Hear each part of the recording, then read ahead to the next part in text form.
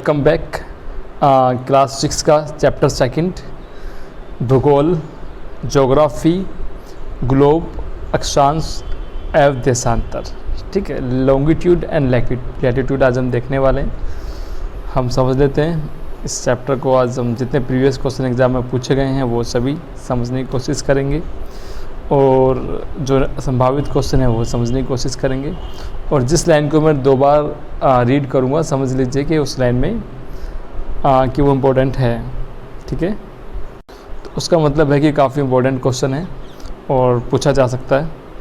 देखिए, इस सीधी रेखा को जो हम देख रहे हैं अक्षांश रेखा बोलते हैं, और इसको देशांतर रेखा बोलते हैं। तो ये भूमध्य रेखा है। ठीक है, भूमध्य रेखा, भू प्लस मध्य, भूमि के मध्य की रेखा भूमध्य रेखा। ठीक है, बोलते हैं जो भूमि को 2 बराबर भाग में बांट दे। इक्वेटर बोलते हैं इंग्लिश के अंदर।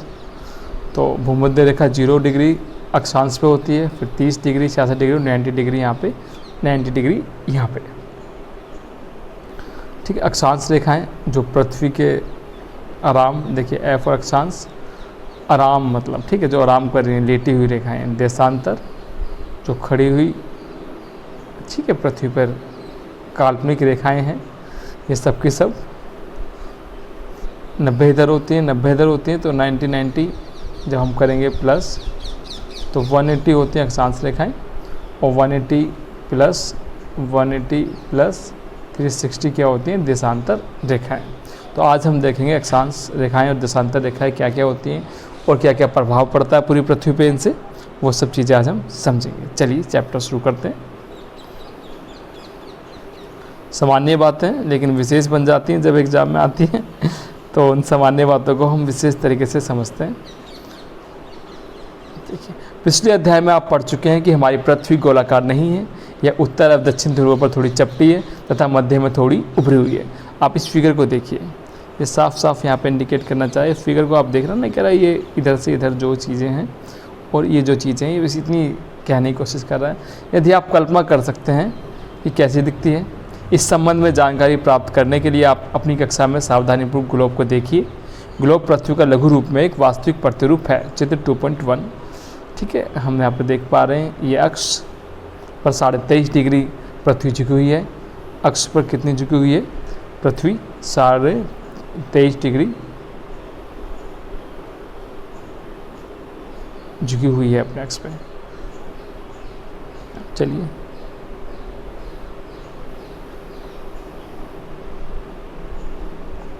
ग्लोब विभिन्न आकार व प्रकार के हो सकते हैं। बड़े ग्लोब जो आसानी से एक स्थान से दूसरे स्थान पर नहीं ले जाए जा सकते, पॉकेट में रखने योग्य ग्लोब, तथा गुब्बारे जैसे ग्लोब जिसमें हवा भरी जा सकती है, अब आसानी से एक स्थान से दूसरे स्थान पर ले जाए जा सकते हैं। ग्लोब स्थिर नहीं होते, उसी प्रकार घुमाया जा सकता है जैसे कि कुम्हार का पहिया या लट्टू घूमता है। ग्लोब पर देशों, महाद्वीपों, महासागरों, उनके सही आकार में दिखाया जाता है। पृथ्वी के समान किसी गोले पर किसी बिंदु पर स्थिति का वर्णन करना कठिन है। अब प्रश्न उठता है कि इस पर किसी स्थान की स्थिति कैसे बताई जा सकती है। इसके लिए हमें कुछ बिंदुओं एवं रेखाओं को संदर्भ की आवश्यकता होती है।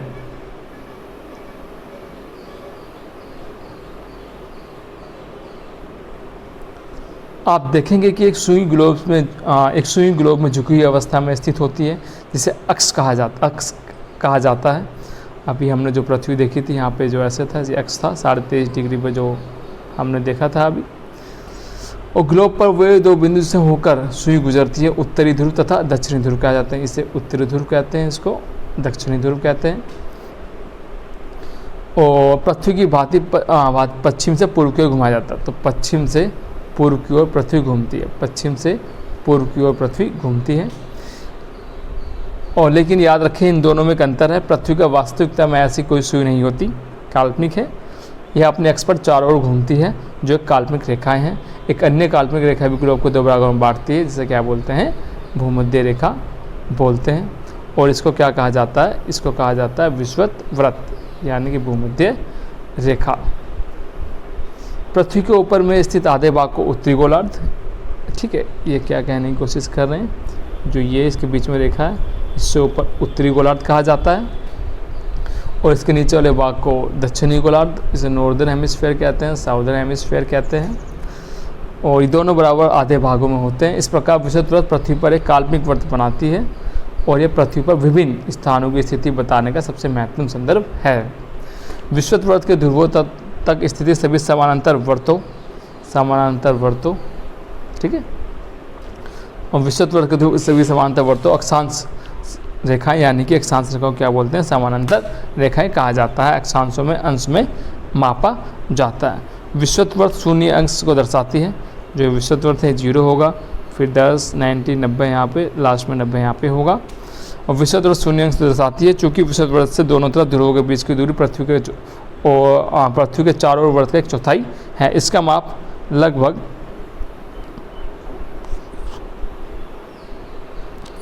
लगभग 360 अंश का होता है, यानी कि 1/4, यानी कि 90 अंश।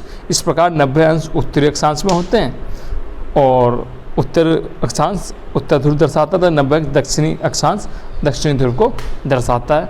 इस प्रकार विषुवत वृत्त के उत्तर की सभी समानांतर रेखाओं को उत्तरी अक्षांश कहा जाता है, और विषुवत वृत्त की दक्षिणी सभी समानांतर रेखाओं को दक्षिणी अक्षांश कहा जाता है। सिंपल कह रहे हैं कि जो ऊपर की सारी रेखाएं, ये सारा पार्ट है उत्तरी अक्षांश, उत्तरी वृत्त, और नीचे का दक्षिणी वृत्त, ये उत्तरी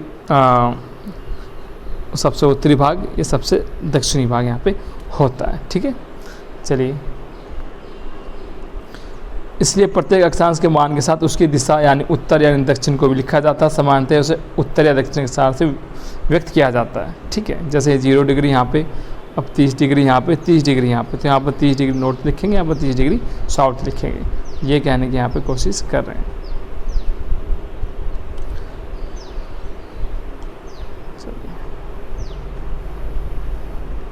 काफ़ी नॉलेज मिलेगी इससे आपको। आज देखते हैं इस विषुवत वृत्त के उत्तर की सभी समांतर रेखाओं को उत्तरी अक्षांश, ठीक है, पढ़ लिया है हमने।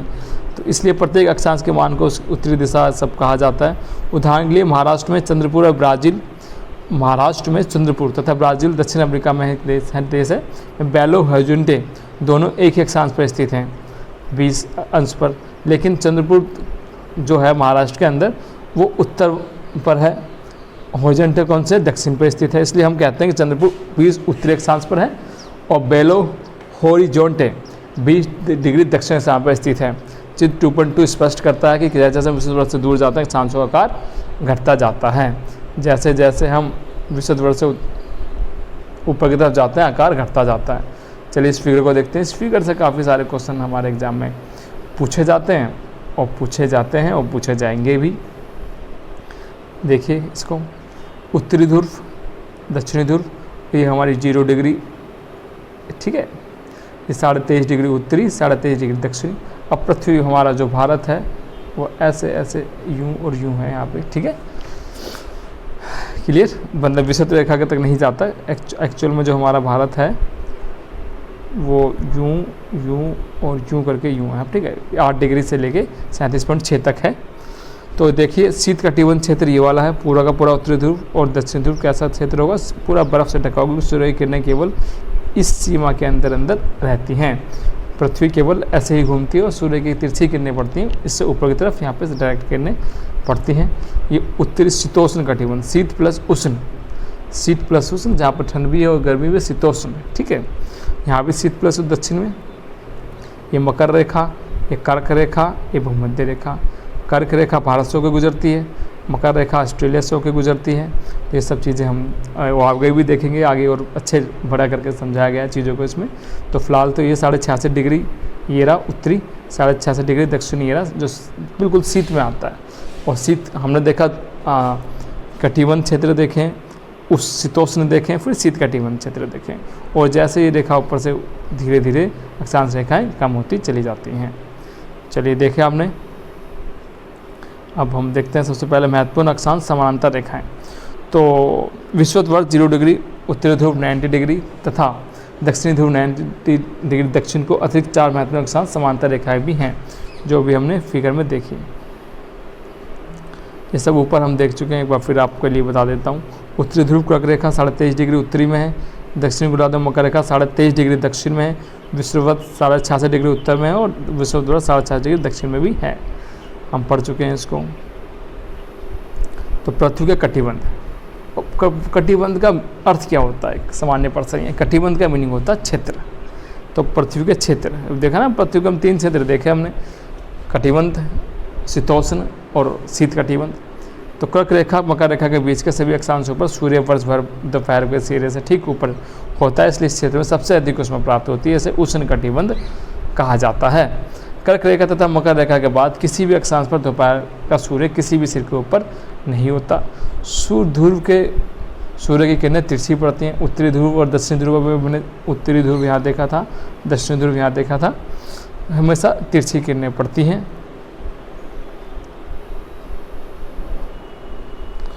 और तो मकर रेखा बीच पड़ने वाले क्षेत्र का तापमान मध्यम रहता है, इसलिए इन्हें शीतोष्ण प्लस कटिबंध बोलते हैं।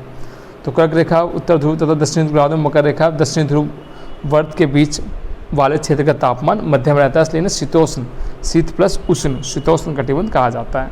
उत्तरी गोलार्ध में उत्तरी ध्रुव तथा उत्तरी ध्रुव तथा दक्षिणी गोलार्ध में दक्षिणी ध्रुव वर्त तथा दक्षिणी ध्रुव के बीच क्षेत्र में ठंड बहुत अधिक होती है, इसलिए यहाँ सूर्य 36 से ज़्यादा ऊपर नहीं आ पाता, इसलिए इसे शीत कटिबंध क्षेत्र बोलते हैं। ये हम देख सकते हैं। अब अक्षांश देशांतर आ गए। अक्षांश हमने पढ़ लिया था, ऊपर अक्षांश रेखा क्या है। अब देशांतर रेखाएं हम पढ़ने जा रहे हैं, ठीक है। इनकी संख्या कितनी होगी? 180 प्लस 180। देखिए 180 यहाँ लिखा, 180 आपको 180 हमें दिखाई दे रही हैं रेखाएं जो ऐसे ऐसे आ रही हैं, और 180 इसके पीछे, तो 180 360 हो जाती हैं। तो देशांतर क्या है? किसी स्थान की स्थिति, बहुत इंपॉर्टेंट, देशांतर किसी स्थान की स्थिति को बताने के लिए उस स्थान के अक्षांश के अतिरिक्त कुछ और जानकारियाँ भी आवश्यक होती हैं। आप देखते हैं प्रशांत महासागर में स्थित टोंगा द्वीप, अब पूछ लेगा टोंगा द्वीप किस सागर में पड़ता है? प्रशांत महासागर। हिंद सागर में स्थित मॉरिशस द्वीप एक ही अक्षांश पर है, 20 डिग्री दक्षिणी अक्षांश पर। उनकी सही स्थिति जानने के लिए यह पता करना जरूरी है कि उत्तरी ध्रुव को दक्षिणी ध्रुव से जोड़ने वाली संदर्भ रेखा से पूर्व या पश्चिम की ओर इन स्थानों की दूरी कैसे है। देखिए 180 डिग्री से इधर पूर्व, इधर की तरफ पश्चिम पड़ता है, ठीक है। तो आइए और डिटेल से देखते हैं। हम इसको देखते हैं, 0 डिग्री रेखा ये हमारी ये जा रही है, ठीक है। तो इधर जाके 30 70, अभी आगे हम और डिटेल से इसको समझेंगे। उनके बीच दूरी देशांतर को मापा जाता है, अभी हम इसको डिटेल में समझ लेंगे। और बीच की दूरी को देशांतर के अंशों से मापा जाता है। प्रत्येक अंश को मिनट तथा मिनट को सेकंड में विभाजित किया जाता है, और ये अर्धवर्त हैं तथा उनके बीच की दूरी ध्रुवों की तरफ बढ़ने पर घटती है, ध्रुवों की तरफ बढ़ने पर घटती जाती है तथा ध्रुवों पर जाकर कैसे हो जाते हैं? शून्य। देखिए यहाँ पर सब मिल जाएंगे, 0 हो जाएंगी, ध्रुव ये ऐसे ऐसे जा रहे हैं, तो ध्रुव पर जाके घटती जाती है और यहाँ जाकर शून्य हो जाती है।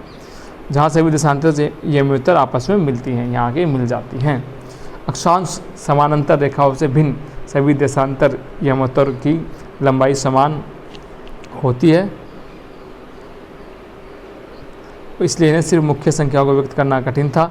तभी सभी देशों ने निश्चय किया कि ग्रीनिच तथा ब्रिटिश राज की वेधशाला स्थित गुजरने वाली यमोत्तर से पूर्व और पश्चिम की गिनती शुरू की जाए तथा यमोत्तर को प्रमुख यमोत्तर कहते हैं। इसका मान 0 डिग्री देशांतर तथा यहाँ से हम 180 डिग्री पूर्व या 180 डिग्री पश्चिम की गणना करते हैं। प्रमुख यमोत्तर 180 यमोत्तर मिलकर पृथ्वी को 2 समान भागों में बांटता है, जैसा भी हमने यहाँ पर देखा था इस वाले फिगर में जो हमने देखा था पीछे।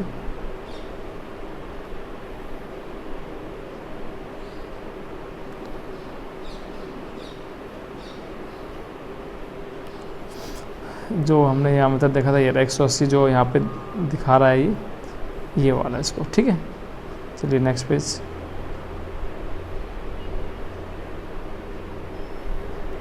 तो इसको देशांतर गणना कर ली हमने, ये सब कहते हैं।